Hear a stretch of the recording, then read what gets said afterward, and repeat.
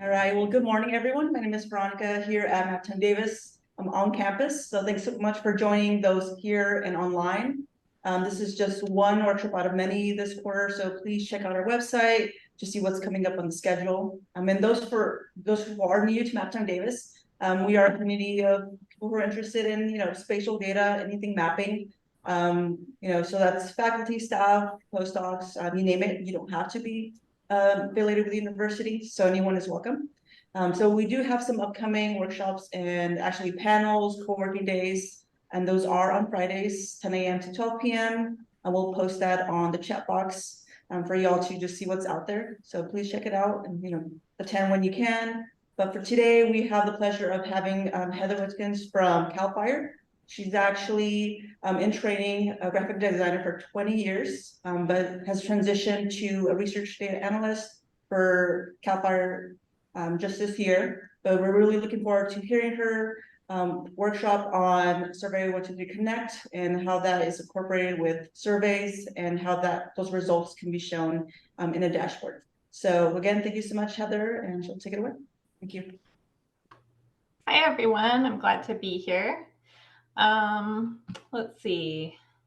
Don't usually use Zoom, so let's see if I can get this working.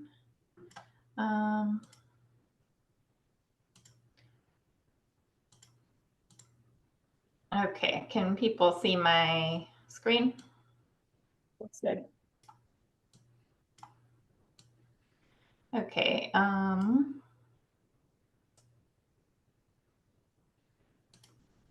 Okay, so like Veronica said, you can see just my slide, correct? Not the prisoner mode with my notes and everything. No, we just see we see your slides, and then you are like you're in video from your cameras in the corner, but otherwise that's all we see. Okay, great. So yeah, like Veronica said, I'm with CAL FIRE. I just started earlier this year. So I'm actually fairly new to GIS myself. Don't consider myself an expert. Let's see, sorry about that.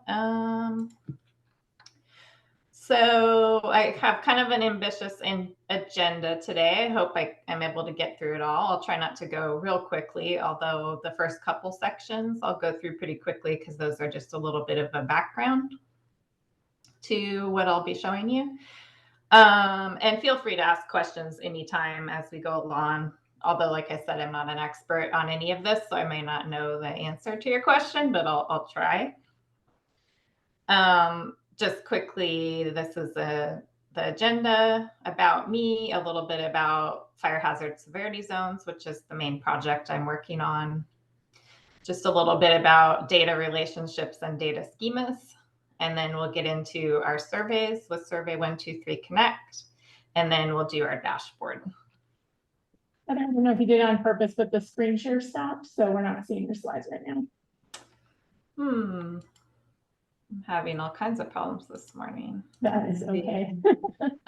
Yeah, I apologize for my busy background too, because my camera stopped working when I tried to change the background. So, okay, can you see my slide? Yeah, they're back. Okay. So just quickly about me. So I got my bachelor's in communication design from CSU Chico in 2003.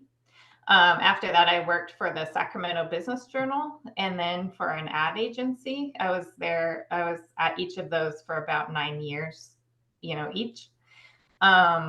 The funny story, at the newspaper, I did actually make maps, although it was almost pre-GIS software. At least, newspapers weren't using GIS software at the time. So I drew my maps by taking screenshots of online maps and then tracing them in Illustrator. So that's kind of a funny little anecdote. And then at both of my jobs, I did a lot of infographics and data visualization. So that's always kind of been an interest of mine. In 2017, I decided to go back to school because I was feeling unfulfilled by design. Nothing, you know, against design. It just wasn't particularly for me anymore. And there were some rollbacks to environmental policy at the time that were really concerning to me. So I decided to study environmental conservation and natural resources. And American River College has a good program for that. And I'd actually gone to ARC before CSU Chico for an associate's degree previously. So I was familiar with that college. So in my environmental conservation classes, GIS was mentioned over and over as being a really critical tool and like a good skill to have. And I started thinking that GIS might be the perfect way to combine my like graphic experience with this natural resources education I was getting. So for the GIS associate's degree, we need a work experience class. And I heard about an internship at Cal Fire through one of my GIS professors. So I applied to that, got it, really liked it. The deputy chief in charge of the internship program is really awesome. So just a little diagram about the hierarchy in Cal Fire that I'm under. It's a very convoluted organizational chart, but just the section that I'm in. So it goes Cal Fire, and then it's under Office of the State Fire Marshal. And then within that, Community Wildfire and Preparedness Mitigation, known as CWPM. And then when I started my internship, I was in the pre-fire planning department. That's the department that Chief Witt heads up. And then I was a student assistant for a little over a year while I was finishing up my degree. And then Chief Witt was really encouraging and encouraged me to apply as an research data analyst 2 rather than in research data analyst 1. And I was a little skeptical of that because, you know, I was new to GIS, but he felt that my other background would qualify me as a 2, and it did end up turning out that way. So I got hired in earlier this year as an RDA 2 in the land use planning department, which is a sister department under CWPM. So just really quickly about fire hazard severity zones. That's something that CAL FIRE has been really focused on. We're in the process of updating the maps, which hadn't been updated for 15 years. And updating these maps is a really long process because we like to get lots of community feedback and jurisdictional feedback as to the accuracy, you know, to improve the accuracy of the map. So it's a fairly long process, takes quite a long time.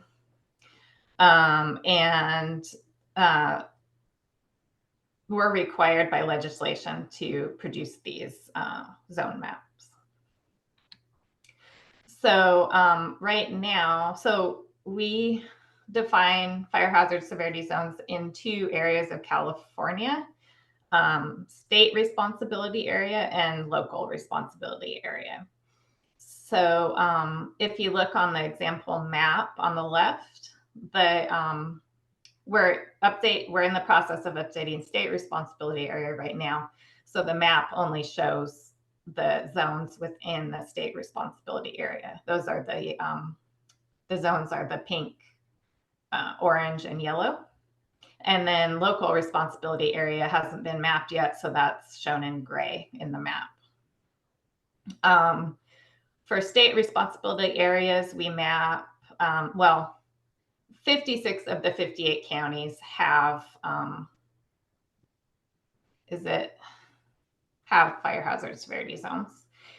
And so that's a pretty manageable number of jurisdictions to deal with. And so far, we've been able to track the process just internally. The staff inputs tracking information manually into internal surveys. But once we switch over to doing the maps for the local responsibility area, that involves many, many more jurisdictions, a very large number. So it's unrealistic for our staff to handle all the tracking manually. So I'm in the process of trying to expand the tools that were already developed, expand the tools, add new tools, and try to automate these tools as much as possible. So I thought, I was thinking about how to do that efficiently. And I thought, well, we're probably going to be using surveys to collect a lot of our information. So why not just make the surveys actually trigger the status changes throughout the process? And we can track that on the dashboard. So at any time, we'll know what stage each jurisdiction is in, and whether they're engaging with us or not engaging, and which ones need a little more encouragement to engage further. So this slide is pretty busy. I just threw it in there for, to provide more information for people that are interested. They can look at it in more detail later. But I just wanted to show, but from this, that the LRA process has 9 main steps. And then the steps that we'll be kind of demoing today are steps 2 through 4. So there's 3 different surveys, the contact survey and then 2 attendance surveys. And then those will be tracked by a dashboard. Okay, so now we'll get into the meat of the presentation. So simple surveys can often be built without predetermining your relationships and schemas ahead of time. And something really great about Survey123 is that it can generate schemas and feature layers automatically based on the survey questions that you set up. But for my project, since it would involve several data sets that all have to work together, and the surveys are more complex in terms of behavior, I needed to really get my relationships and schemas nailed down ahead of time before I created the surveys. So the main issue with these schemas is that they all involve many-to-many relationships. And I'm not sure how, oh, sorry about that. I just noticed. Can you still not see the screen? It's fixed. We can see it. Oh, okay, good. Okay. Okay, sorry. Hopefully it wasn't hidden for very long. Okay, so many-to-many relationships, I'm not sure how familiar people are with those and why they can be problematic in terms of data management, but the main issue with many-to-manys when working with Survey123 is that Survey123 can't do many-to-many. It can only do one-to-many relationships. So I had to first transform the many-to-many relationships into one-to-many relationships. And you do that through related tables. So on the left, there's what's called the parent table that has 1 record per contact person, and that's the 1. And then the related records in the child table can be many records linked to that 1 record in the parent table. And that's the many part of the relationship. So the way I ended up setting up my data sets is that there's a point layer that merely serves as the container for the data tables. The spatial data is irrelevant. It's just a way to kind of link the two data tables together indirectly. And hopefully later you'll kind of see why that is as we go along. So each of the three surveys draws, or basically each of the three surveys populates into both of the tables, which are the contact table and the jurisdiction status table. And like I said, they're connected to the point layer rather than to each other. And hopefully that'll make more sense as we go on, because that will allow a more useful relationship from a data standpoint to be established between the tables later after the surveys are created. Does anyone have any questions at this point? Hopefully I'm not going too quickly. Just speak up whenever you have a question or drop it into the chat. So a few tips about developing schemas for Survey123. So when you have these one-to-many relationships that require the related table functionality, Survey123 requires specific fields in the parent feature and the child feature. The parent feature needs a global ID field, and then the child features need both global ID and a parent global ID field, which is a GUID field type. So that's the first tip. And then another tip that I got from colleagues in CAL FIRE is to add a few blank fields of each data type that you think you might be using into your schema. And the reason for that is because you cannot add, after you create the survey, you cannot add additional fields or change the field names. You can change the alias names, but not the field names themselves. And I've run into that with the project that I'm working on. I've actually used one of those placeholder fields, ended up using one of those placeholder fields as an actual field that I'm collecting data for. And I just updated the alias to reflect what the data is stored in it.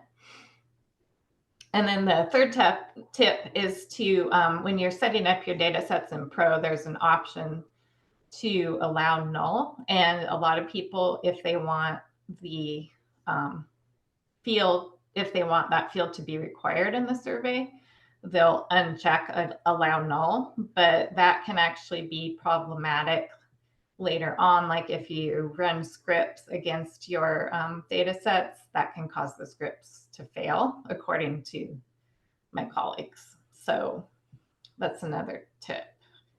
Let me look at my notes here.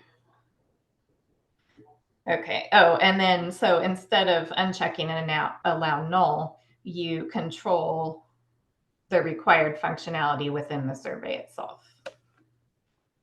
And we'll show how to do that in a little bit. So these are busy slides again, but these are basically the schemas I'm using for this demo version of the data. My actual schemas are a lot more fields, but just to, for the purposes of this demo, I just kept it simple. So at the top, you see global ID and parent global ID, and then at the bottom, you see the placeholder text fields. And you can, I actually added several placeholder fields of each of those three types: text, date, and short integer. And then also there's domains set up for a few of the fields. So that was for the point layer and the contact table. as I mentioned, the point layer doesn't really need any fields other than the global ID, because we're not actually collecting any. We're technically collecting spatial data in the point layer, but we don't care about it. And then for the jurisdiction and status table, which also tracks the attendance, it's the same kind of thing with the global ID, parent global ID, and then the placeholder fields with the data fields also in there. And one tip that has helped me is to make all my field names in all caps, and then it helps differentiate when I'm in the survey. It helps differentiate what is a data field and which is a field that's just added within the survey itself. And we'll talk about that a little bit more later. So the contact info table basically collects contact information of each person that will be involved in the fire hazard severity zone LRA process. And then this second table will capture the relationships of those people to the jurisdictions. And then since the jurisdictions are being logged in this table, this is where I'm tracking the status of each jurisdiction as well. Because we're interested in the status of each jurisdiction, not of each person. So the relationship classes that are set up is that the point layer has a one-to-many relate to each child table, and I'll demo how to set that up in Pro. Point layer is known as the origin, and the table is the destination. So I'll do a really quick demo in Pro. Let me try to switch my screen.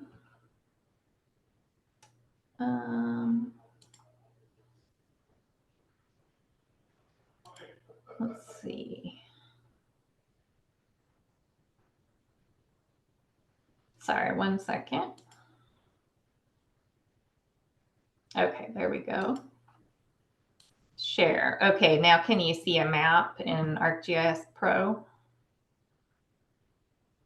Okay, so I have a map set up just for, to show you all the data layers that are involved. So here we have our survey points, and those are connected to the two tables.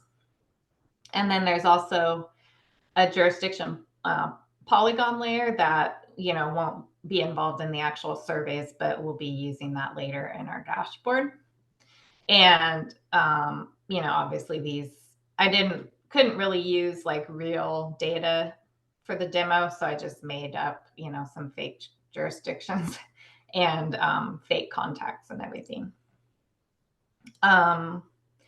So let me get my other notes up here.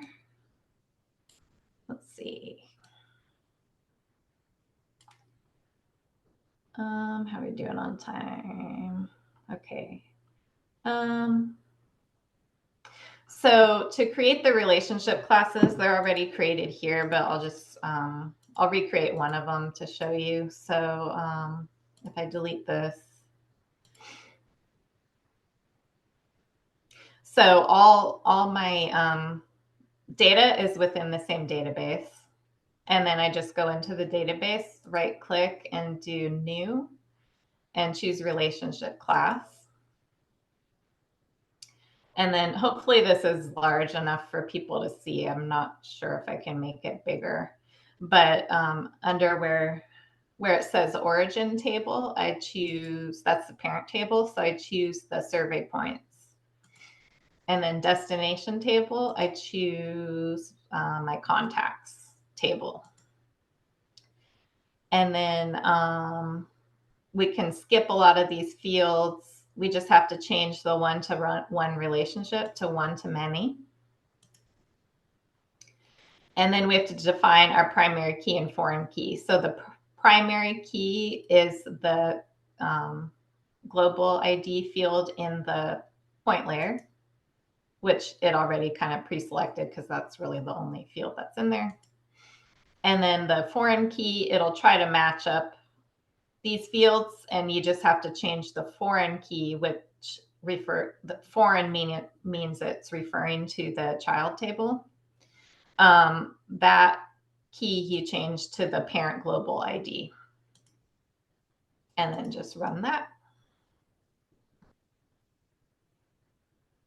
And then if you go back to your catalog, the relationship will be shown here. So the next thing you'll do is to upload all your, actually just upload your points and your polys to ArcGIS Online.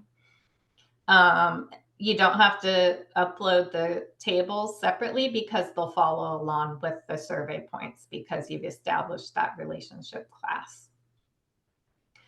And then because we're going to use the,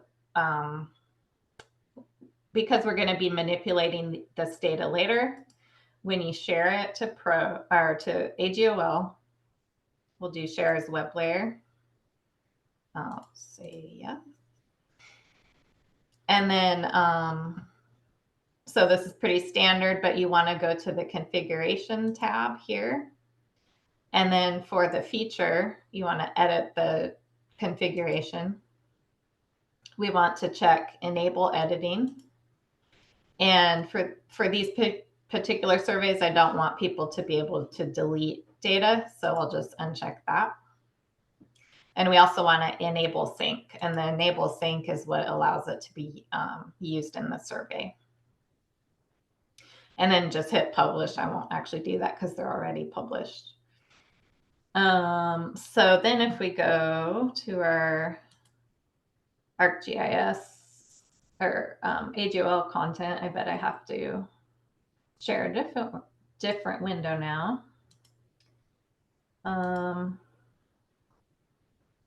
Let's see, let me bring that up first of all.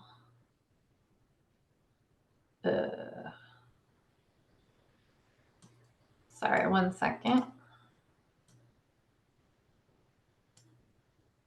Okay.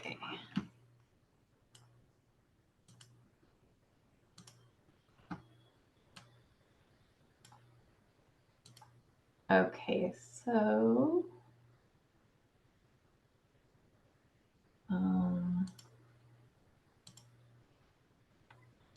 okay, first of all, can everyone see my ArcGIS Online content? Yes, but Heather, okay. we do have a question on the chat. Yeah, no, you don't have to do anything special. That's it makes it, the relationship class makes it really easy. It'll just maintain that when you upload to AGOL. However, when you look at your content, it looks like it doesn't bring the tables over. But if you go into the parent feature, which is the survey points, if you click on that, the tables are there. So it's a bit annoying that they don't show up, within the item list, the main item list, but they're just, underneath the survey points because there's child tables to that. Okay, let me bring up my other notes here. Okay, so going back, I've previously uploaded my points, my polys, and then I already created a dashboard and map, but we'll recreate the dashboard for demonstration purposes. So doing pretty good on time, only 5 minutes behind what I scheduled out.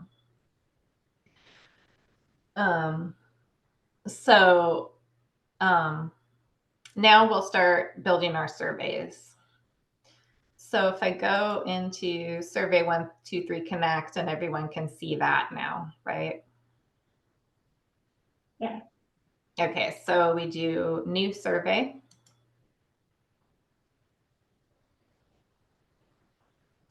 And we want to create, so first of all, we want to change the title. I forget to do that a lot of times if I don't do it right away. So we'll just name this Contact Survey 10 because I think I did a 9 last night. And we want to base the survey on an existing feature service that's already on ArcGIS Online. So I'll choose that option here. And then just search for my survey points. Survey points. But we want survey points 8. As you can see, it's been testing this a lot to make sure everything's good. So we create the survey.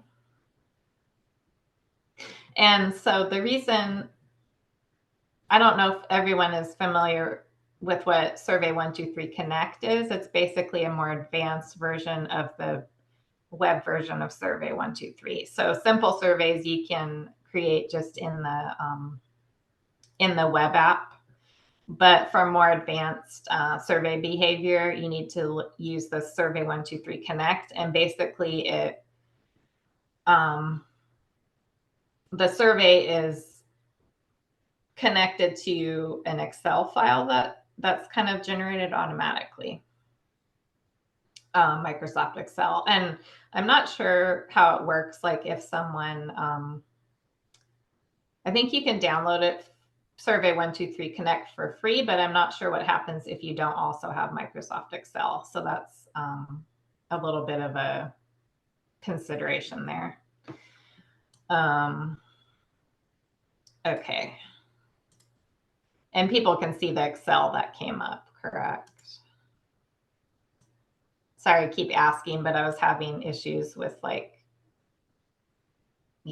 people not being able, it not showing what I wanted it to show earlier. Okay. So here, Survey123 Connect window, it shows the initial survey that it kind of generates automatically. And obviously this doesn't look great, so we're going to work quite a bit on fixing it up and adding some additional functionality. Okay, so let's go through these tabs, like what it creates. So here we have our point layer, which we'll delete, but it just brought that in because we're basing the survey on that point layer. And then each of the child tables is what's called a repeat. And that basically allows you to collect multiple, essentially multiple collections of each of those within the same survey, if that makes sense. So let's see, what else? So we have our jurisdiction status table and we have our contact table. And then in the choices tab, what's cool about setting up domains in Pro is it will bring your domains in automatically under what's called the choices tab, because those choices can then be used for pick lists and things like that within the survey. So it brought over most of my domains. I'll show you how to create one just for demonstration purposes as well. And then the settings tab is, this is the URL of the survey points item. So I guess if you ever needed to point your survey to a new feature service, you could just replace this URL here. And then the form ID is just the name of the parent feature. And then form title will change that, because right now, see survey points 8, that's showing up as the title of our survey, and that's what people are going to see when they fill it out. So we'll just call this contact survey. And then every time you save the Excel file, it updates in the little preview. So if we go back to the survey tab, now we're going to start cleaning up the survey itself. Okay, so the repeats get kind of confusing. So the first thing I like to do is kind of like color code the repeats. So I'm just going to like, for where it says begin repeat, I'm going to change the color of that row to green, or, you know, you can use obviously whatever color you want. And then end repeat, I'll just kind of color code that different color. I'll do the same with this. You know, you don't obviously have to do this step, but it just helps me for like finding, you know, the relevant, what section I want to be working in within the survey. Another thing that I like to do is, it gets confusing with these long entries because it like overlaps into other fields. So I just like resize a couple of the columns, and then I select everything and choose wrap text, which isn't showing up. Wrap text. And then it kind of keeps everything better contained within its appropriate column.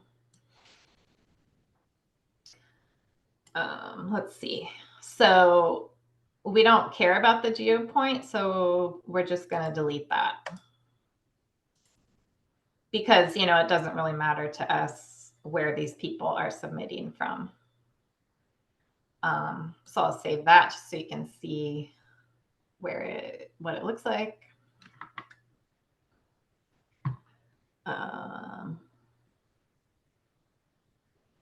Okay, so for some reason, so in my survey, I want the contact information to come up first. And for some reason, it put the status table, child table first. So I'm just going to switch those two. So I'll select everything between begin repeat and end repeat for the contacts table. Oops, select all of that. I'll just do cut and then insert up here.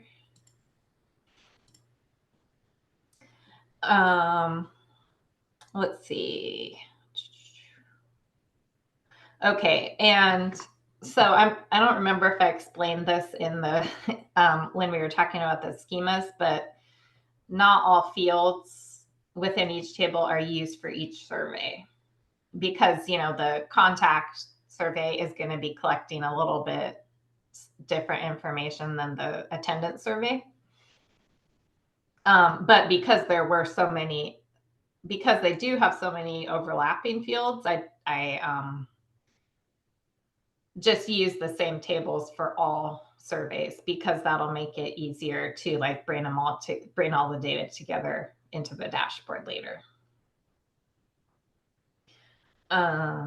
Okay, so we want to delete this for the contact survey. We want to delete the rows that have to do with the attendance survey, which is the event date, because there's no event with, you know, involved with the contact survey.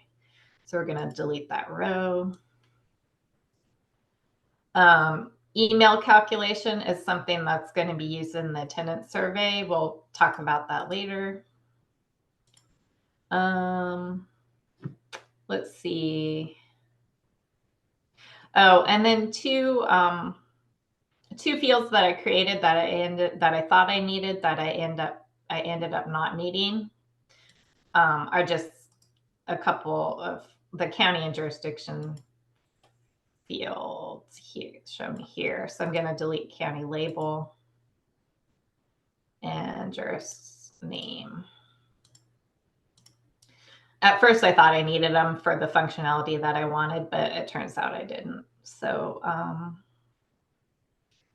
and rather than delete them from my schema and then have to create upload a new feature set to AGOL, I just delete them out of the survey.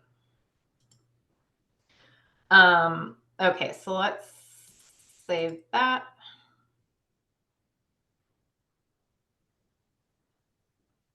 And up here, so this repeat refers to the contacts_8 table, but we don't want the label to be contacts_8 because that's what people will see. So we'll just change that to your contact information. Maybe I can make this a little bigger too. Is it not letting me? That's weird. Oh, there we go. Okay. And then for the jurisdiction status, we'll just say your jurisdictions. Save that.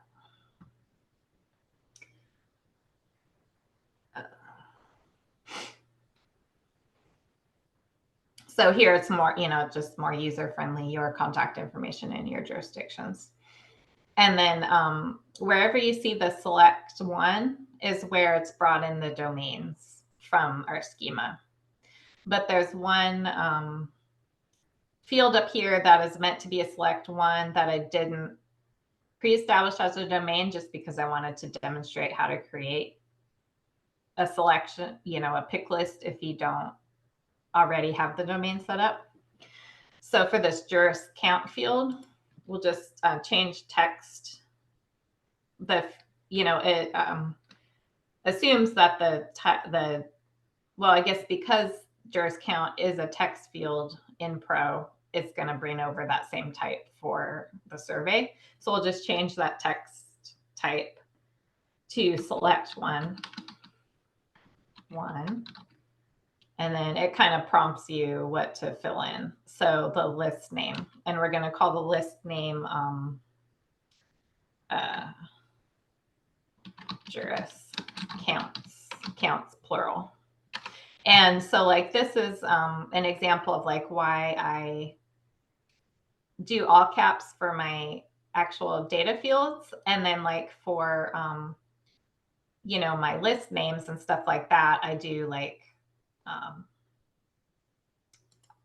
uppercase, lowercase, just to like help differentiate. Okay, is this referring to a field in my data, or is it like a thing in the actual survey itself?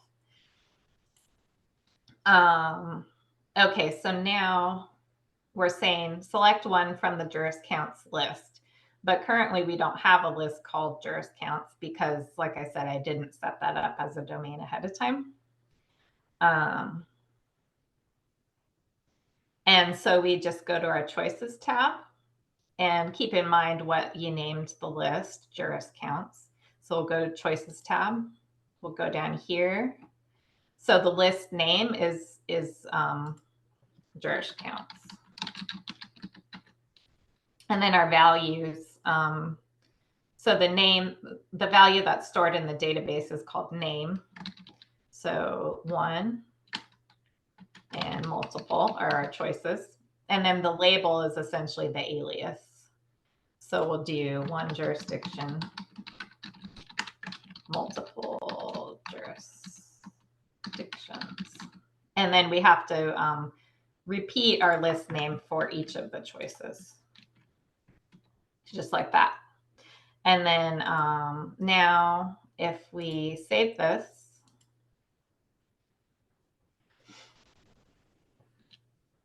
it will turn that juris counts field into a pick, into a choice rather than like the free text that it was before. Let's see. Okay, the other domain I didn't bring in because it's treated a little differently is the one called for the jurisdiction field. So we're going to do similar here, select one, and we'll call this list name jurisdictions. And I have a list of jurisdictions in a separate Excel file just for the demonstration. So, I'll bring it over and then I'll explain. So basically I could not pre-establish this as a domain because this behavior, the behavior that I want for this pick list requires an additional column that you can't really add in the domain itself. So, so first of all, this extra column, I guess I have to add first to my choices. So I'll just go, you can just like, so these list name and label columns have to be there, and they have to like be in that order, I believe. But then after that, you can like add in other columns as needed. So I'm just gonna insert a column here, and I'm gonna call it county because that's where we'll pull our county names in. So now I'll just copy over these, this list. Okay, so so the reason we have to add this extra county field in is because we want the jurisdiction pick list to reflect what they've already chosen for the county. Because, you know, in this case, there's only 10 jurisdictions, but in real life, there's going to be hundreds of jurisdictions, and we don't want them to have to look through all of those. We want the jurisdiction list to narrow down a little bit based on what county they've chosen. So we do that with this extra county field that's kind of tied to the actual county field. Let's see. So then we go back to our survey. Hopefully that made sense. So, okay, so right now,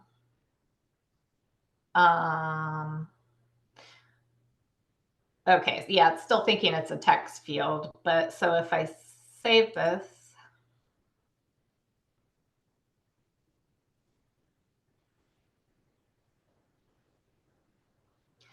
so now it has the choice list for jurisdictions, and then if I choose my county, it should, and it probably won't for this actually, because it's not the right type of appearance. So I guess we can just change the appearance right now. So for jurisdiction, we don't want it to be like this long list of radio buttons, so we can change the appearance. And whenever I start working within these other columns, I like to start in the field that I want to apply my change to, and then like tab over to the column that I need, because it's really easy to like, you know, go to the appearance tab and then like try to find the row that you want and end up in the wrong row, which messes up your survey behavior, obviously. So, so I start at the jurisdiction field, go over to appearance, and then we'll change, for my lists, I'm just going to make them all, actually for county and jurisdiction, I'm going to do autocomplete. And then actually I'll do that for county as well. So now let's save that, and that will change the appearance to like drop-down lists. And the autocomplete part basically allows them to type in the first part of whatever they're searching for, and it'll kind of fill in the rest. So now if you choose a county, oh, okay, yeah, we haven't, sorry. I'm trying to demonstrate something that we haven't set up yet. I got a little ahead of myself. Eventually this jurisdiction list will narrow down to where it's not showing all 10 jurisdictions. Okay. I wasn't following my carefully crafted outline here. Let's see. Anyone have any questions at this point? Okay, so the next step is okay, so to explain the reason why I'm doing this next step, this repeat functionality is a little bit hard to navigate when you're trying to fill out the survey. It's like not real, so like contact information we don't actually want to repeat on, which we'll address later. But if we go down to the jurisdictions repeat, it's not like obvious in here how the person adds their additional jurisdictions or additional entries. And how you do that is you have to click on this plus button, and this interface even looks a little bit different once you publish it and view the survey in a web browser, which is how all our respondents are going to be viewing this survey, because they won't have Survey123 app on their phone or anything, so they'll just be filling out the survey from a browser, and it looks even different than this within the browser. But it's still not clear how you add your additional entries. So I'm just going to add a couple little notes to try to help prompt the users what to do. So below this juris counts one, I'm going to insert a row, and we're just going to the field type for this is going to be note, because a note means that it shows up in the survey, but it doesn't, it's not tied to a field in your data. So it doesn't actually populate anything. It's just text that shows up. So we'll leave the name blank, because the name column is where you identify your actual fields. And because there's not a field that we want to associate with this note, we just leave that blank. So then for a note, we want to say, please use the plus button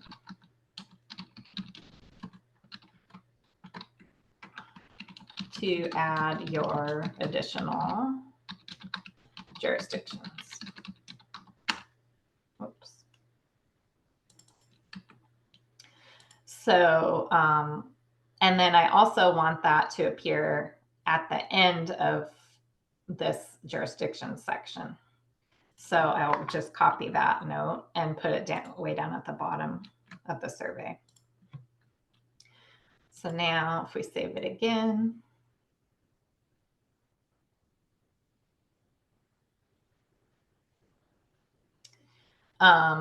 so after they choose how many jurisdictions they're representing, we'll set up the behavior to where these notes only show when they choose multiple jurisdictions. So right now they're just showing up all the time. Please use the plus button to add your additional jurisdictions, and then also here at the bottom. That's not something that needs to be in the survey, obviously. It's just I felt that it would help people filling it out. And because it's so important, I'm actually going to make it bold just by putting a little bit of HTML in here. So all you have to do is do the brackets with B in between, and then bracket / B in bracket. And I'll just copy that down here as well. So now if I save it again, it'll bold those.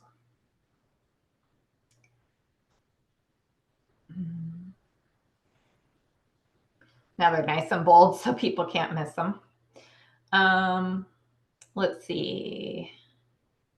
Okay, so now we want to adjust the rest of our appearances on additional fields, just to kind of clean up the survey a little more and not make it so busy. So I'll just maximize this for a minute. So jurisdiction count, we want to be a drop-down list rather than radio buttons. So we'll change that appearance to minimal. The names for all of these appearances are kind of confusing, and there is actually, see all these purplish blue tabs down here are all meant to help you build your survey. They kind of pre-populate when you create the survey. So if you go to the appearances tab, it attempts to explain what each of these appearances are. So minimal, in this case, that doesn't really help. Presents questions in a more space efficient manner. I mean, that doesn't really, it would have made more sense to me if they had said presents choices as a drop down menu, but whatever. Minimal just essentially creates a drop down, and then autocomplete presents, that one says presents choices in a drop down menu with text input to narrow down options. So if you're wondering about these other appearances, you can try to interpret how they're describing them to see what you're going to get. Or just try the various appearances and save it and see what happens. So we go back to our survey. Let's see, what else do we want? Okay, our role is another select one, and we also want to make that minimal. So statuses will select one, but we'll get to that later. So now if we save it, it'll just change those couple radio button sections to drop downs. The fewer words you can have presented when they first open up the survey, I figure that's the better way to go, because then they don't get so overwhelmed with like having so much text on the screen at once. So the jurisdiction count is now a drop down, and so on. And obviously for this question, how many jurisdictions are you representing? We don't want that to be free text. We want to provide choices, because we don't really care how many, as long we just care whether it's one or multiple, because that question is basically will feed the visibility of this statement here. Let's see. Okay. Next thing I have is to add required tags to all the fields that we want to force the people to fill out, meaning they won't be able to submit the survey unless they fill out those fields. So, and we use the required column over here for that. So, so I'm going to start at first name, change first name to yes, last name to yes, email, yes, phone number, yes. We want jurisdiction count as yes, as required. We don't want the note required, because that, it's not an actual survey question. It's just a note. And then we want the county to be required, as well as the jurisdiction. So pretty much every single field except like this consulting firm, that'll be like a conditional field, so we won't require that. And then these two we'll come back to later. We won't, those actually will end up not being questions that we're asking, so they won't be required. And then the required looks like, it just puts a little red asterisk by the questions that are required. So like here and here. Okay, so next we want to work on the relevant column. And relevant is kind of a strange word, but it basically means if you put something in the relevant field, you're defining the condition that has to be met in order for that question to show up, if that makes sense.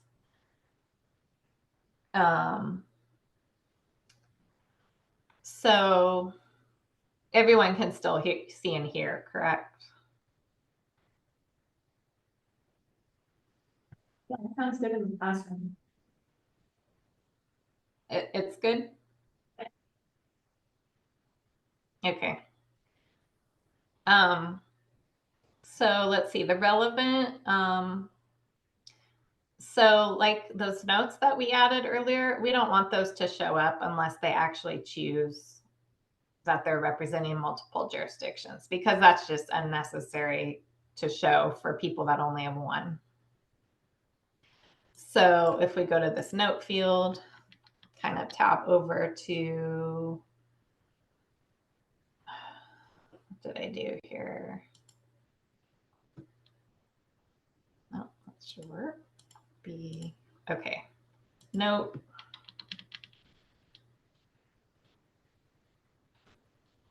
Okay, so relevant. So as I said, we want this note to show up only if they've chosen the multiple jurisdiction choice from the previous question. So the how you do that is basically the syntax is like field name equals condition, meaning like the value that's that's in the gets captured by the field name, and then you define the condition. Well, that doesn't really make sense, but so I'll hopefully try to explain. So then you just replace these two with the actual things that you want, the actual things from the survey. So field name, the way that Survey123 formats field names is a little strange. So it always starts with a $sign, and then you do a curly bracket, an opening curly bracket, and then you put the actual name of the field, which is juris_count, and it's case sensitive, so make sure that you are mindful of that. And then you do a closing curly bracket. So let me just zoom in a little bit more. So $, opening curly bracket, field name, closing curly bracket. And then the condition that we want is basically, the condition means the answer that we want to trigger the this note to appear. And so the answer or the condition is if they choose multiple as their choice from the previous question. Okay, so now if we save that,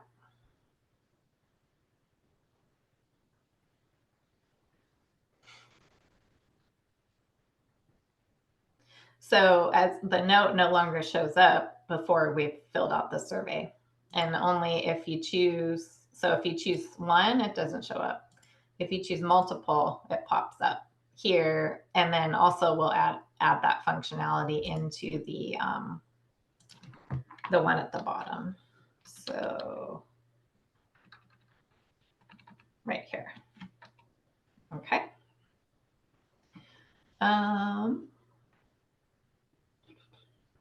Okay, and so similar behavior for the consulting firm field. We only want that to show up if they choose their consultant in the role question.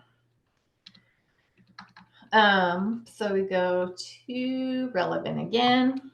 We do our $, opening curly bracket, and that the field of the question we're referencing is role. And then equals, and we want them to choose consultant for this field, for this row to show up. Let's see. Okay. I don't probably need to demo that, but just to show you.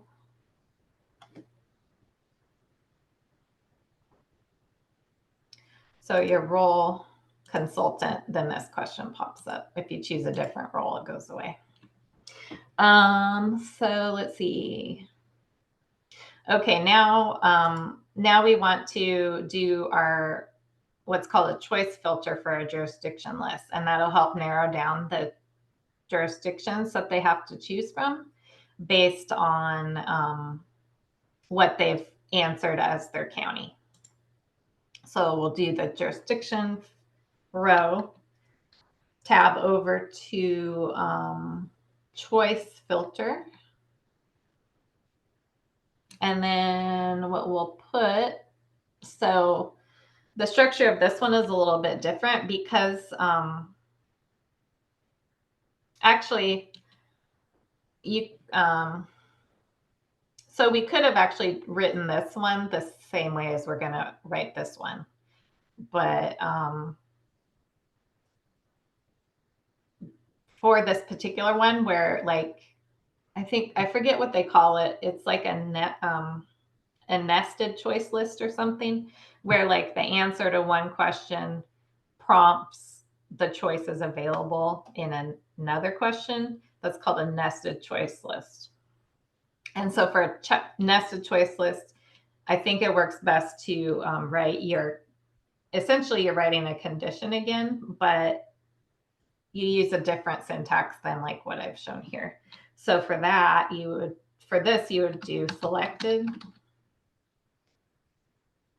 And then parentheses, and then within your parentheses, you basically put this, this syntax here. Well, not exactly. I'm looking at my notes. So we're going to define the field that we want to be pulling the answer from, county, code, closing curly bracket. So that part is the same as what's up here. But then instead of equals, we want to do comma.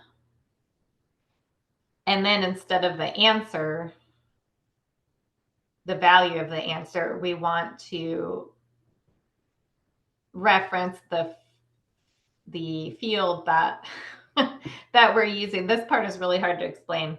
We want to reference that extra field that we added to the choice list, which is called county. Hopefully that makes sense. So this right here is why so if we go back to the choice list, we named this extra field county, and we're basically telling the survey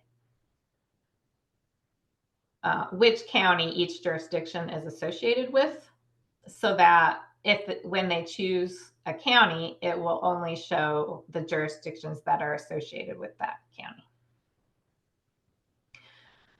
So we go back to the survey, and now we can demo what I was trying to show earlier.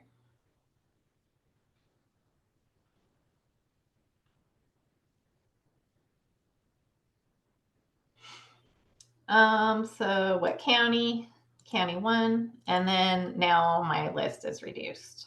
That just helps with really long lists. So we're getting kind of short on time. This took a lot longer than I thought, which I'm not surprised. So let's see, I'm trying to see. Okay, so I'll skip a couple things. For this, so the status and survey date, we don't want those to actually be questions, because like the person filling out the survey wouldn't know how to answer the status question. So we're just going to like calculate that in the background. So first, let's see. So we want to do our status field and then go over to the default column. And basically default means it'll always populate that field with the same value, whatever the value you put here. So I'm going to put responded, because that will be our status that we are moving that jurisdiction to. And if you save it,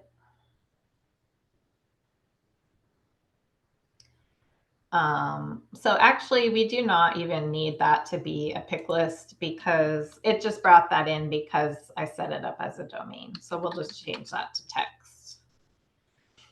And then basically it'll pre-populate that field with the answer responded. Okay. And then we also want a default for our survey submission date. We don't want people to have to enter that. So the default for like submitting the current date and time, you just write now and then open parenthesis, close parenthesis. I don't know why they do that as the code, but that's just how it's done. Get that back on. Oh, can't see. So then update. Right now, those date and time is blank, but now that we put in now, what? It's still not working. Survey submission. Yeah, I'm saving it now. We're in the default survey date now.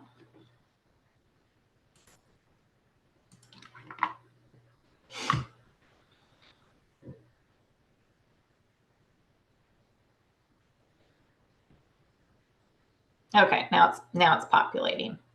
And then the final step is we don't, that's just extra information that the respondent doesn't need to see. So we'll just change those to hidden. And I'll go over to appearance and change it to hidden. And it'll hide those. Okay.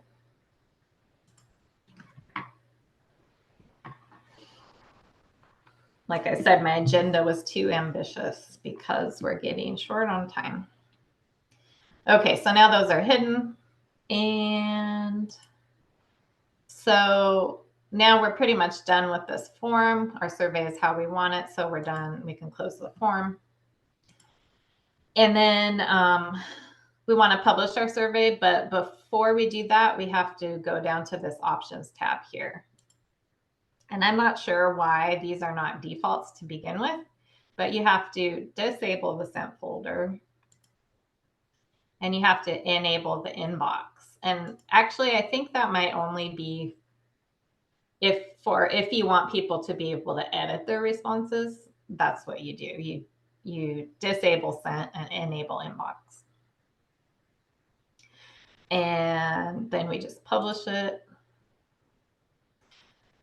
Since we built it from an existing feature service, it says a new one will not be created.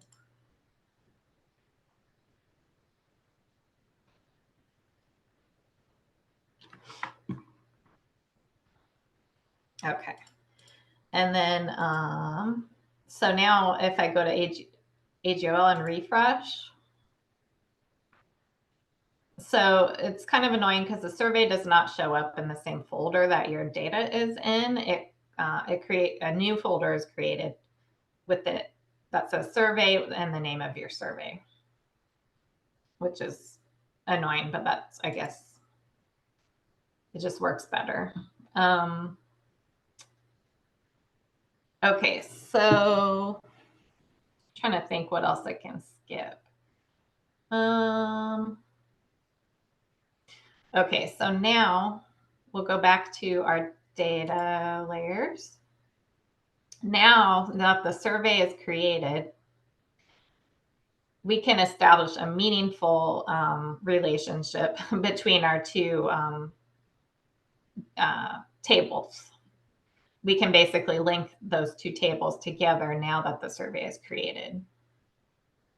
So to do that, I'll go into my survey points to be able to access those tables.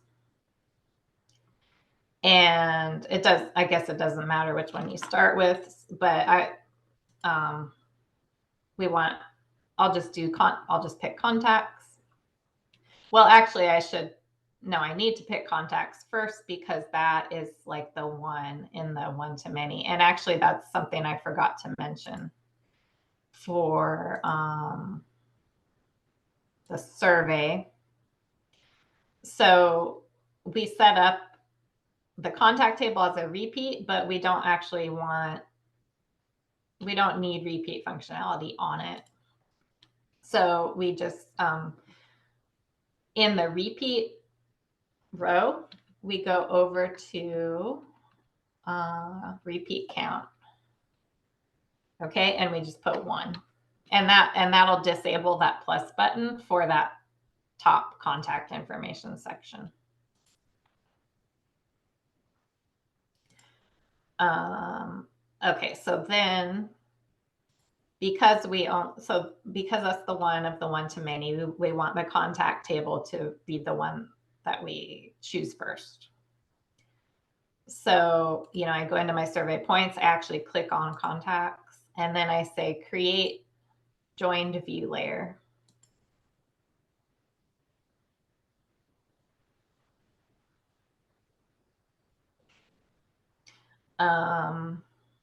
And okay, so we're starting with, even though I pick contacts, I have to pick it again.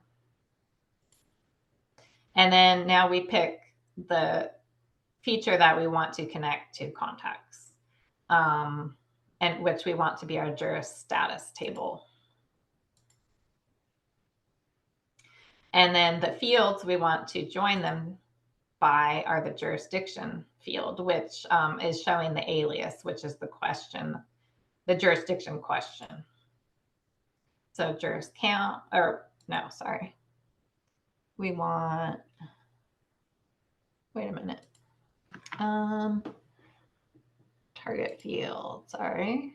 Why is it not great?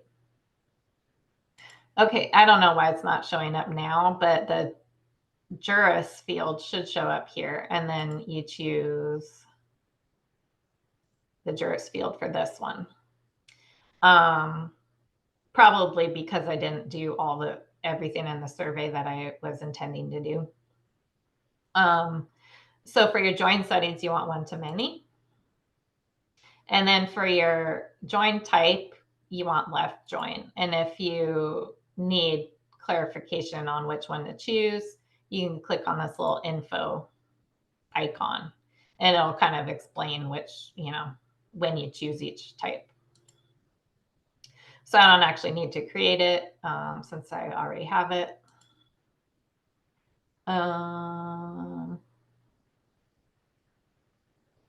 Okay, now I will, I already created the map with, so here are my two layers, the polys, and then the points, which the survey is based on. And then the tables don't show up here. They show up in a separate little menu item here. So here's my view that I created that is linking these two tables together. Okay, now we'll quickly try to start the dashboard. Maybe I'll just show you the one that I already created. Although you probably, I don't know, have people ever created a dashboard? Do you want me to go through it from the beginning, or just kind of, it's kind of easy to start. So basically, you can create a dashboard directly from the map, and that way it'll populate the map in automatically. That's what I find easiest. And then like to add in your different little modules or whatever, you just use this plus button up here, add element, and then it'll ask you like where you want to add it. And then you can choose which element you want. So I'll just kind of quickly try to go through what a couple of these elements are. So, so these numbers are called indicators. Basically, it's like an indication of like this, a statistic or something. And what that looks like. So it's connected to my poly layer. And within that poly layer, we just want to get a count of, because there's only one row for each jurisdiction in the poly layer, we'll just use the object ID field as our identifying field, because we basically want a count of the rows. And so it's coming back with 10. And then, so the indicator you put, you can just put the value, like the field that you want, or I guess, yeah, it's just the value. And then on the bottom, you can just like put whatever text you want. And then the list is very similar. It's just a list type rather than, an indicator type.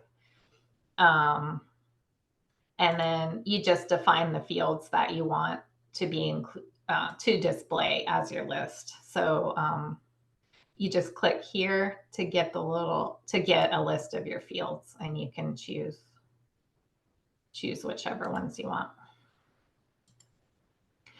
Okay, and now these are similar, except they have filters added to them. So like for this indicator, we want to filter it to where the status equals responded. And that's pretty much the only change. Now this one is a little trickier with time. So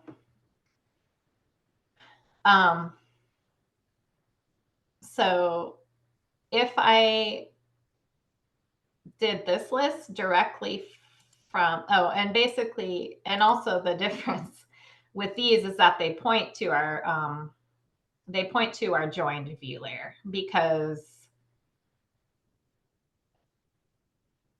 no, actually, sorry, the indicator, yeah, these point to the JIRS status table, because everything that we need is within that one table. I just finished configuring this a couple of days ago, so I'm a little unfamiliar. I kind of don't remember exactly how I've built it. So these link to the jurisdiction status table. And then, but if you come back with the everything in the jurisdiction status table, it's going to repeat the jurisdiction names, you know, because multiple people from each jurisdiction might fill out the survey. So then you end up with a bunch of repeats with your jurisdiction names. So the way that you get around that is, so for the indicator, it's easy to ignore the repeats. You just go to, so you want a statistic count jurisdiction field, and you just have this distinct toggle. And that will filter. Actually, probably in this isn't a good example, because since it's filtering, there have only been 2 that have responded. But I guess, so like for this one, if I turn off distinct, no, it's still not. Okay.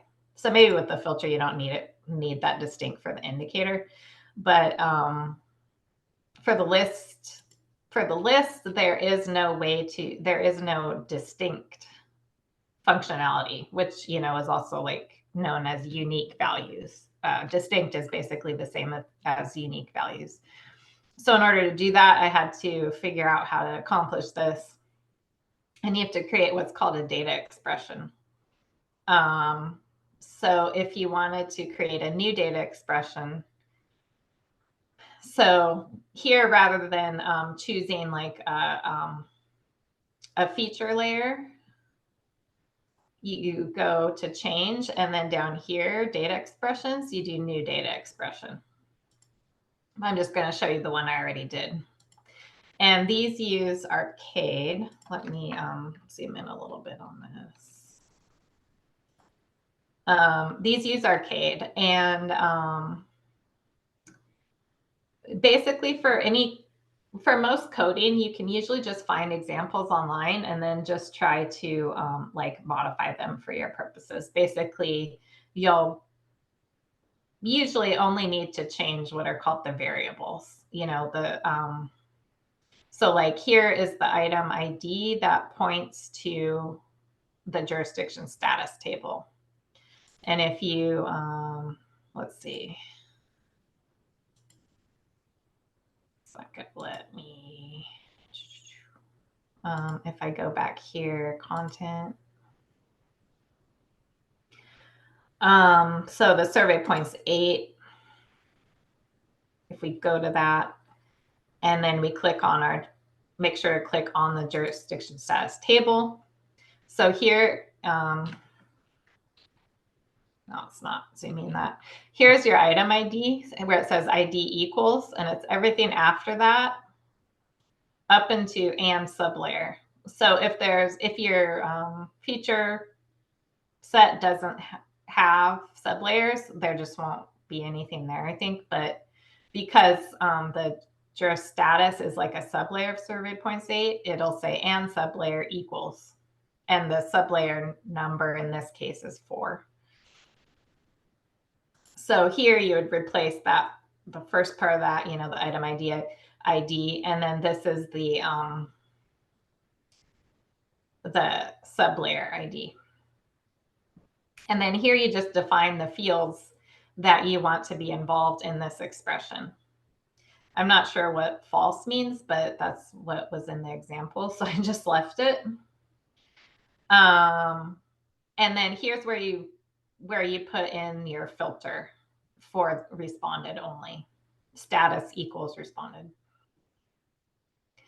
And then, so the way you eliminate the duplicates is to group by the jurisdiction field. And then with the group by function, you the group by function, I guess, is used mainly to generate statistics. So you kind of have to create these statistic expressions to pull in the values for those fields.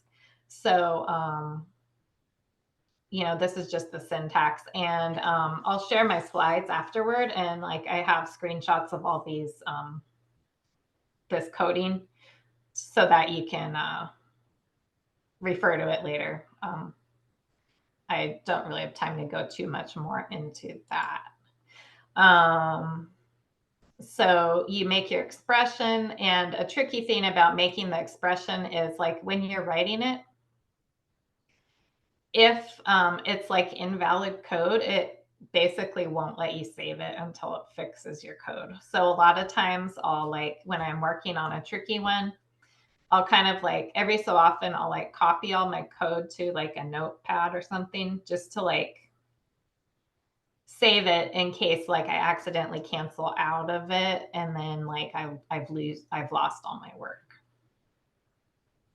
So it like if you have like an error in your coding, this done will be grayed out, and all you can do is cancel. So that's just something to keep in mind. So now our list is referring to this data expression rather than the feature set itself. And then for the list, your options are a little different because you can only choose to display fields that you defined in the statistic statements. So this, I have jurisdiction, and then the responses is a statistic that I created. Oops.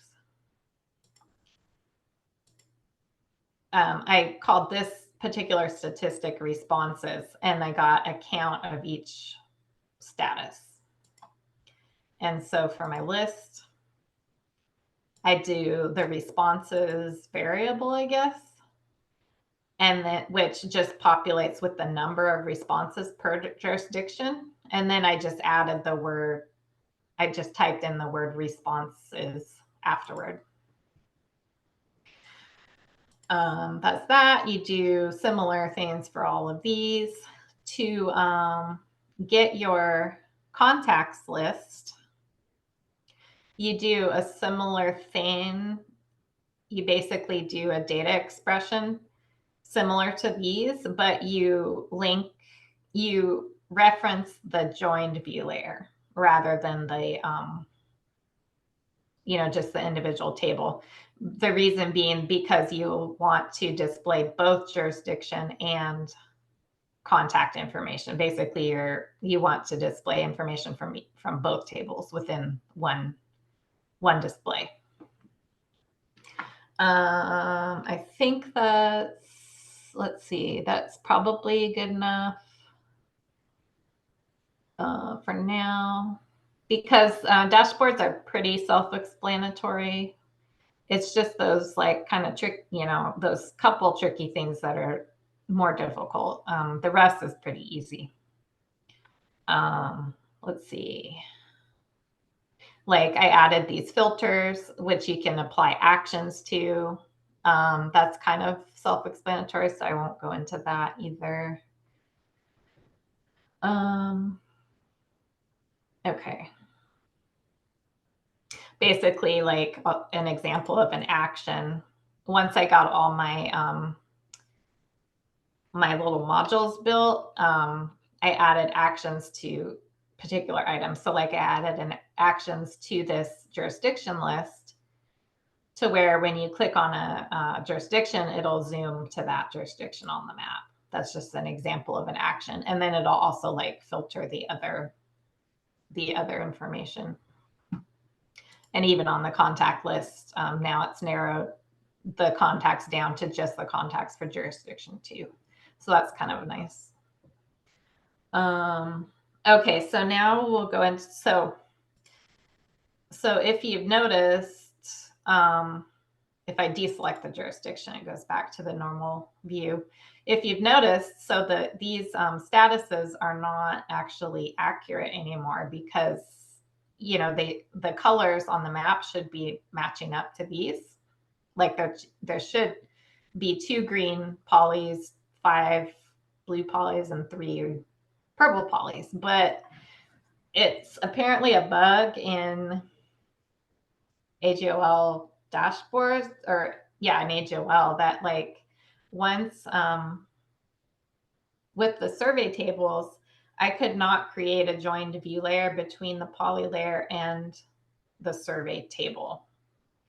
You know, I wanted to that would be an easy way to do it in Pro, just do a join between the polys and the jurisdiction status table. But it won't let me do that in ArcGIS Online. And I did some research and other people have said that that's a bug. So I needed to find a solution around that. And it's not an ideal solution, but one of my colleagues developed a Python script that basically symbolizes the map on a schedule. So the map is not going to update automatically when a survey is filled out, unfortunately, but you can set the frequency like to every half hour or something, and then it will it'll update the map every half hour. So then I just added a little reminder in here, like this list and this map only updates every however long you want. And I haven't fully developed that script yet, but I'll show you what I've done so far. So let's see if I go back. Okay, so new share. Now, can you see the PowerPoint? Yes. Okay, so okay, so here's the data expression slide. It kind of, you know, shows you which parts you have to replace. And then, so here's the Python, a little bit about the Python script. So, so the main objective is to copy each jurisdiction status from our survey table to the poly layer. But, you know, computers don't understand that kind of general direction, so you have to be extremely specific.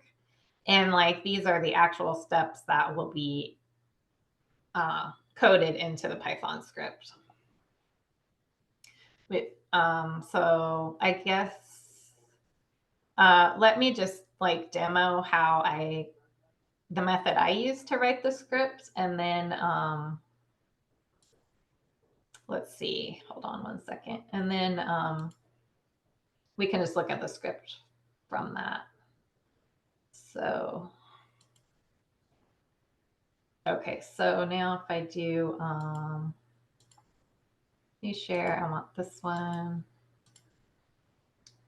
Okay, now you can see the dashboard again, correct? And then I use something called Jupyter Notebooks to write my script, and that comes bundled with ArcGIS Pro. There are other script authoring software you can use, or even just Notepad, but there's some advantages to Jupyter Notebooks. So I just go to ArcGIS, click on Jupyter Notebook, and it like fires this little executable thing, and then it'll bring up Jupyter Notebooks is actually web-based, so it'll bring it up in your browser after a second. It takes a second to load. Okay, and hopefully you can see it that just came up.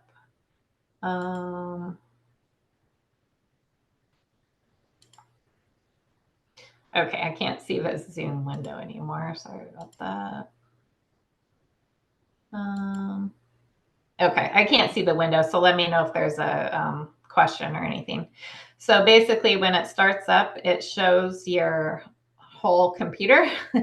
And so I just have to, I already created the script, so I just have to navigate to where I saved it. Let's see. Okay, so we want to do the local version. So let me see if I can make it bigger. Okay. So what's nice about Jupyter Notebooks is you can basically divide your code up amongst cells. And then when you run your script to test it, you can run it cell by cell. And that way it just helps, rather than like writing your code in one big chunk and then like running the entire thing. If you get an error, it can be harder to tell which part of the code is throwing the error.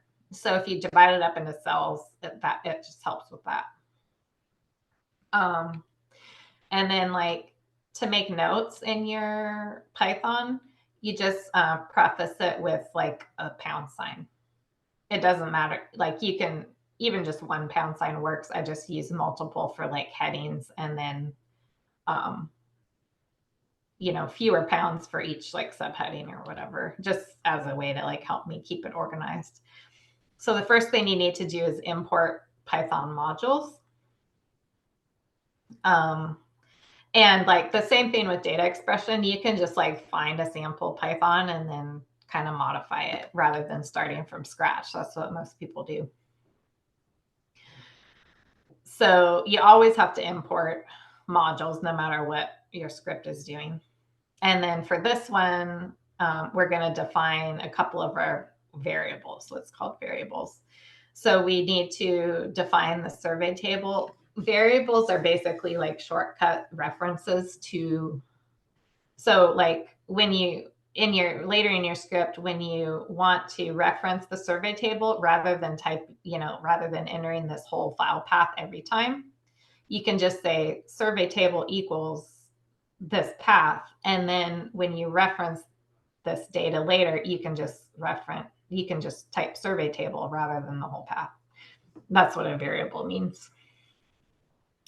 So our survey table is this path. And then the fields we want to be involved in this script are jurisdiction and status. And then the same with the poly layer. And then print is a way that you can just basically get feedback on your script as it's running, but you can basically see the progress of that your script is actually running, because like when it's done with this section of code, running this section of code, it'll just print this defined variables just to like give an idea of like what's happening while it's running. So the next thing we want to do is create what's called a dictionary, and that's just like a little holding area for you to temporarily store values in, and then to be able to bring those values into a different data set. So you create the empty dictionary, and then you do what's called a loop. And we're going to loop through the source table to pull in the values from the fields that we've specified within that source table. And you do that through what's called a search cursor.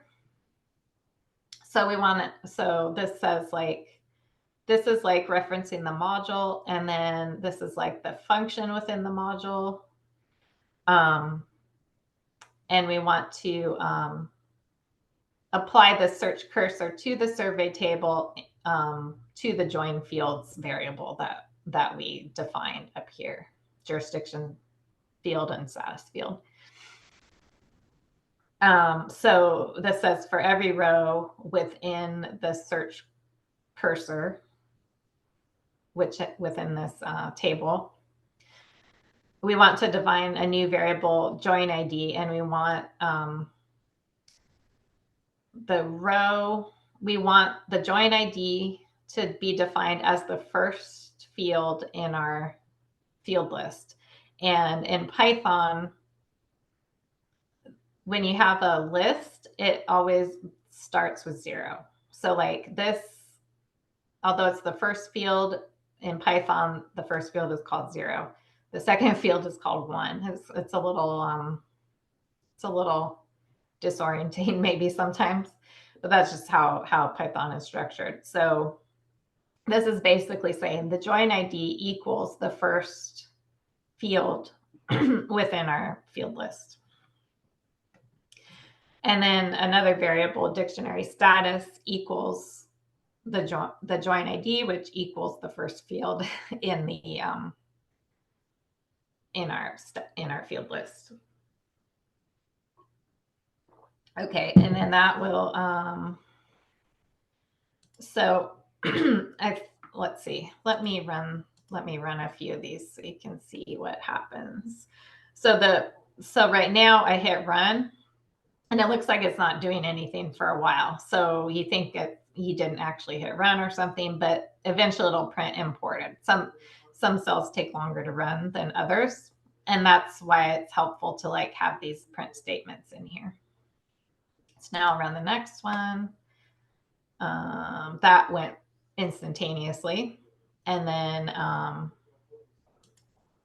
run this one, because now this gives you a better idea of what it's doing, because it's basically taking all the answers that I've already kind of entered into the survey and like putting them in the dictionary. Because, you know, like I wanted to test out jurisdictions filling out this form multiple times. That's why there's repeats in here. So now our dictionary is loaded up basically with all the data that we've collected in the jurisdiction and status table.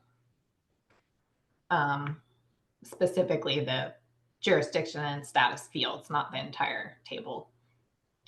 Now we're copying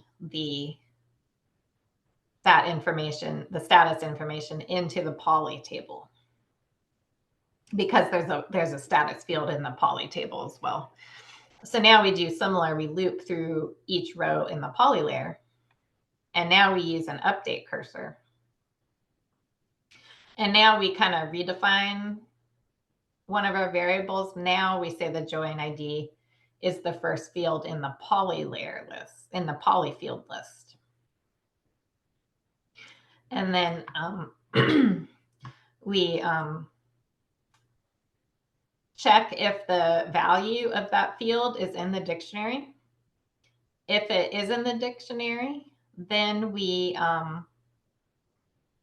define a variable called status update as the, actually, let me look at my notes. Sorry, I kind of forget how to explain this part. Let me see if I have it in here. Okay, so so this one, let's see, status update equals the jurisdiction value stored in the dictionary. And then this current status is defined as the status value stored in the dictionary. The poly status stored in the dictionary, which might be, you know, which is probably going to be different than the status that's in the survey table, because, you know, the poly status will be kind of out of date compared to the survey table. So that's why we want to run this script to update the polys. Okay, So after those variables are defined, then we check if the status is matched between the polys and the table.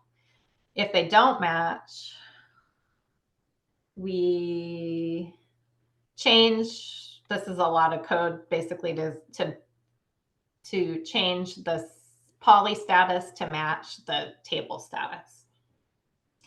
And this, it doesn't really matter where you put the print statement in. My colleague likes to put it in first. I prefer it to be last, but I forgot to move it in this case. That's why it's like a confusing order there. So where it says row 1, that's referring to the status field, the second field in our field list rather than the jurisdiction field. So now we're updating the status. Let's see. If they match, just don't do anything. Don't update the status. And I just said print unchanged. So if we run that one, so previously all the jurisdictions were the base status, which is pre-outreach. And then it shows like based on, the values that I inputted in my survey, it changed each jurisdiction accordingly in the poly layer. And then whenever you do a cursor, whenever you like have this cursor functions, there's search cursor, update cursor, and I think add cursor as well. Every time you use one of these cursor functions, at the end of it, you want to delete the cursor, and that just helps prevent locks on your data. Basically, it like stops accessing the data so that it can be like accessed by the next cell or something like that. So that's pretty much it. And then at the very end, you want to delete that dictionary that you created so that the next time you run the script, it'll be, that dictionary will be cleared out. Let's see. Anything else? I think that's about it for the script. Oh, so then one other tricky thing with the script, which makes it not a great solution, is you cannot. So obviously right now, just for testing purposes, I am just testing this all locally. So I have my data pointed to like the local versions of my AGOL content. But when you run the script for real, you'll want to replace these local data paths with the actual REST endpoint of the of your features. So what that means is if you go back to your content, so like for the status table, you get the REST rather than going up here to the URL like you do to get the item ID. You go down to this part, this URL here. And like if you scroll over in this, there it has REST in the name, in the file, in the URL. And I guess the REST endpoint is like basically, I'm not really sure exactly what that means, but I think it's like a more unchanging URL than this one is up here or something like that. And then you can just copy that with this little button here. And then you go to your script, and then like everything inside these single quotes, you just delete that file path and then replace it with that REST URL. But then another issue is that you cannot just upload your script file to AGOL and run it from AGOL, because these the cursor functions do not work, which seems super silly. I'm not sure why that is. So my colleague, what he does is he puts the script on one of our local servers and runs it from that.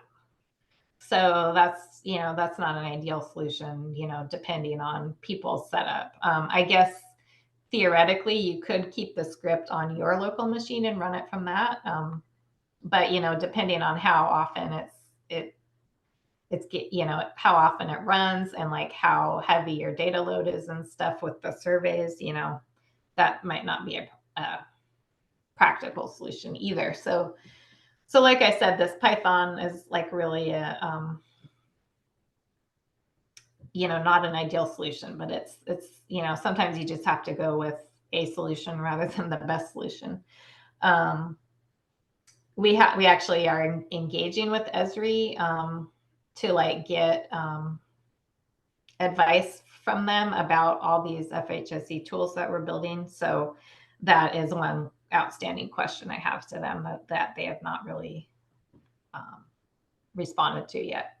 So I might get a better solution than this Python script, but for now, that's what I'm going with because that's what my colleague goes with, and he has a lot more experience than I do. And then one thing to mention is that this script is simpler than the one I'm going to ultimately create, because this script is assuming that like each jurisdiction is progressing from step to step sequentially, and that's not always going to happen in real life, because some people will be attending the introduction meetings while others will be filling out the contact survey for the first time. So like each jurisdiction's status is going to keep alternating, like from responded to intro meeting and back and forth, but I don't want to have the poly status revert to an earlier status. So I need to add in some conditional coding to the search cursor to make that happen. And I haven't been able to quite get the syntax right on that yet. So that is all that I have. Perfect timing, Heather. We're just about out of time, but thank you so much for this. It's really helpful to see this kind of tool in use, like in a real, use case situation. So much of like, if we do like the tutorials from Esri, it's a very contained and, perfect data and stuff like that. It's really nice to see this kind of tool getting used in a, a real life work situation where you're actually getting real data and working with real people. It's that's really helpful. Yeah, because I prefer that, and like in my classes, they always just use dummy data with like no context. And that was always a little more difficult to wrap my head around for some reason. I like having real examples. Yeah, that's definitely super helpful. I think we have time if folks have any quick questions. If you can unmute or you can type them in the chat, either way. But we need to wrap up in another minute or so.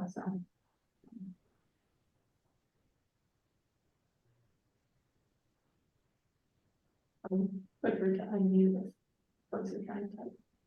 But I'm not seeing any questions or any hands getting raised. So let's close today, and just I want to thank you again, Heather, for joining us and showing this really cool example. I think people probably learned a lot, although we seem to have a quiet group on the chat today. But thank you so much. Yeah, you're welcome. It was a pleasure being here.